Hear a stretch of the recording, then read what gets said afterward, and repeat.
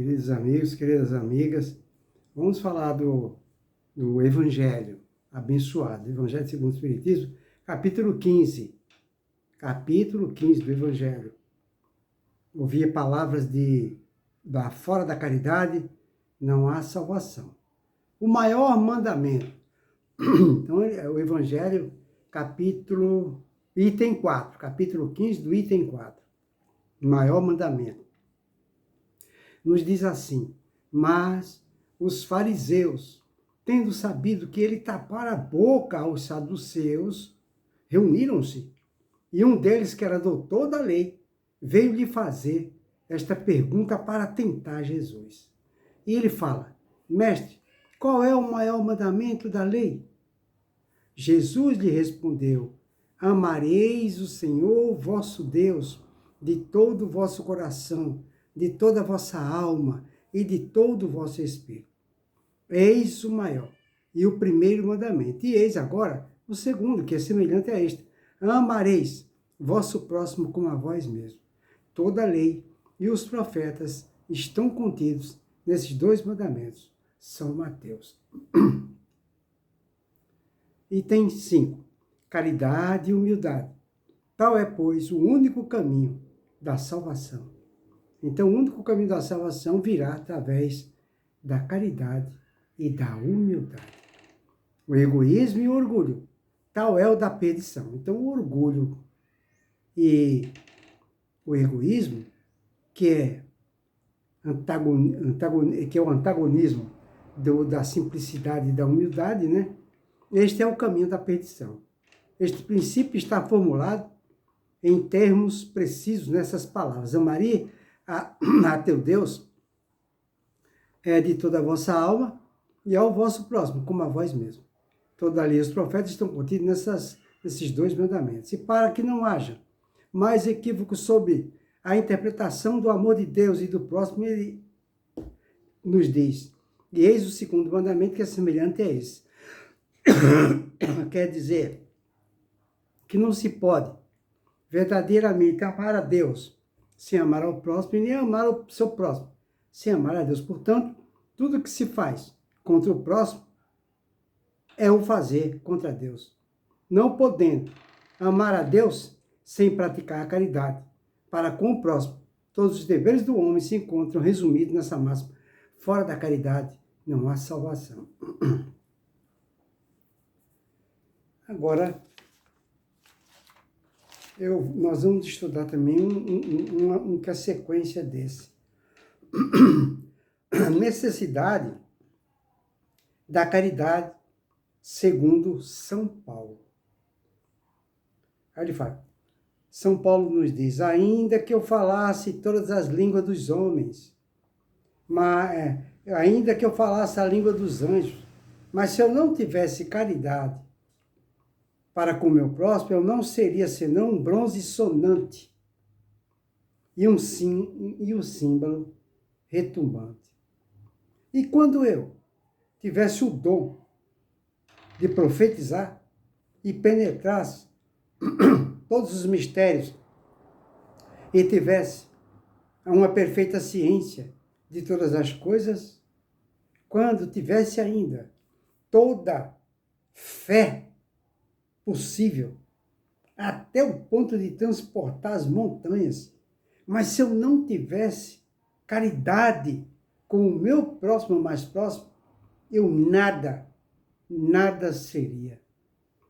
E mesmo quando eu tivesse distribuído todos os meus bens,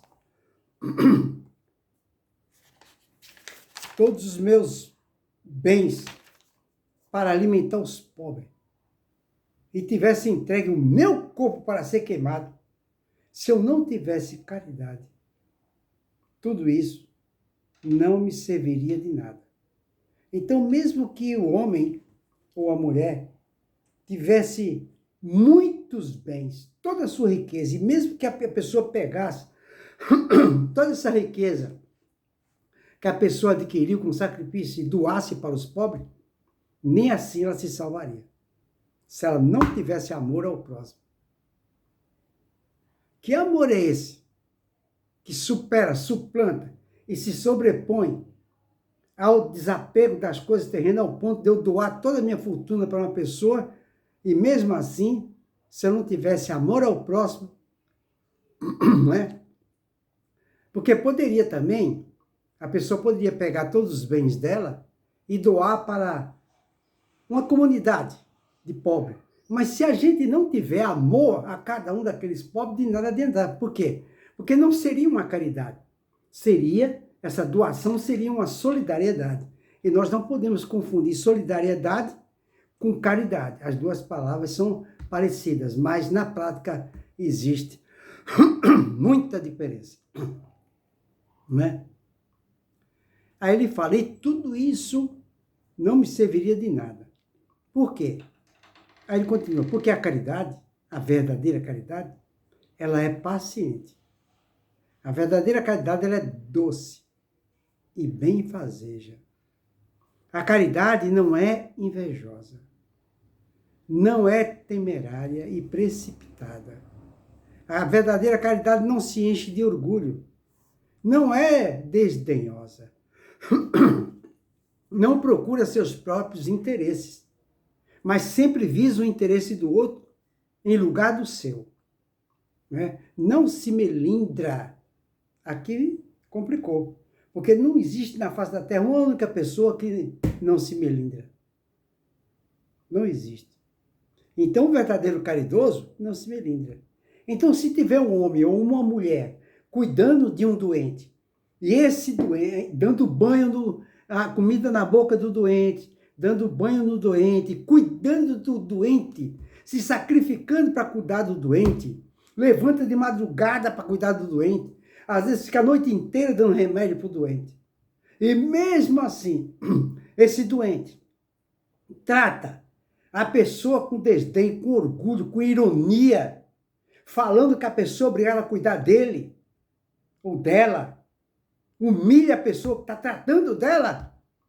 Mesmo assim, quem está cuidando da pessoa, pagiando a pessoa, não deve se melindrar. A pessoa, como ele fala aqui, a pessoa tem que ser paciente, doce e benfazeja. Tá vendo? Não pode se melindrar. Então, o fato da gente não se melindrar, mesmo quando é ofendido e ultrajado, essa é a verdadeira caridade. A que tem paciência com as pessoas que lhe maltratam e ultrajam. Aí ele continua, a verdadeiro caridoso não se irrita com nada. A verdadeira caridade não se irrita com nada. Não suspeita mal, então não tem mau pensamento com ninguém. Não pensa mal de ninguém. Não julga ninguém. A verdadeira caridade não se regozija com as injustiças, mas se regozija com a verdade. A verdadeira caridade tudo suporta, tudo crê, tudo espera e tudo sofre. Essa é a verdadeira caridade. O verdadeiro amor. Agora, estas três virtudes, a fé, a esperança e a caridade, permanecem, mas entre elas, a mais importante de todas, a mais excelente, é a caridade. São Paulo, 1ª Epístola aos Coríntios, capítulo 13, 1, 7, 13 e versículos 1, 7 e 13. São Paulo, de tal forma, compreendeu essa verdade, que disse, ainda quando eu tivesse a linguagem dos anjos, quando eu tivesse o dom da profecia e penetrasse todos os mistérios, quando eu tivesse toda a fé possível, até transportar as montanhas, se não tivesse caridade, eu nada seria. Entre essas três virtudes, a fé, a esperança e a caridade, a mais excelente é a caridade. Coloca assim, sem equívoco, a caridade acima mesmo da fé. Porque a caridade está ao alcance de todo mundo. A verdadeira caridade, o ignorante pode fazer. O analfabeto pode fazer. O milionário pode fazer. O rico pode fazer. O internado pode fazer. O preso na sala da penitenciária pode fazer. Aí ele fala, tanto sábio como rico, pobre, e porque é independente de toda crença particular. E fez mais, definiu a verdadeira caridade. Mostra não somente na beneficência, mas na reunião de todas as qualidades do coração, na bondade e na benevolência para com o próximo. Ficou aí, portanto, pessoal, para a nossa reflexão, esse ensinamento fantástico de São Paulo, aonde ele nos alerta que fora da caridade não há salvação, é verdade. Todos nós, aqui na Terra, nós temos o dever e a obrigação de ter atividade no bem de forma contínua. A verdadeira caridade é aquela que, ao fazer, gera sacrifício de nossa parte. Então, uma boa noite para todos, que Jesus nos abençoe.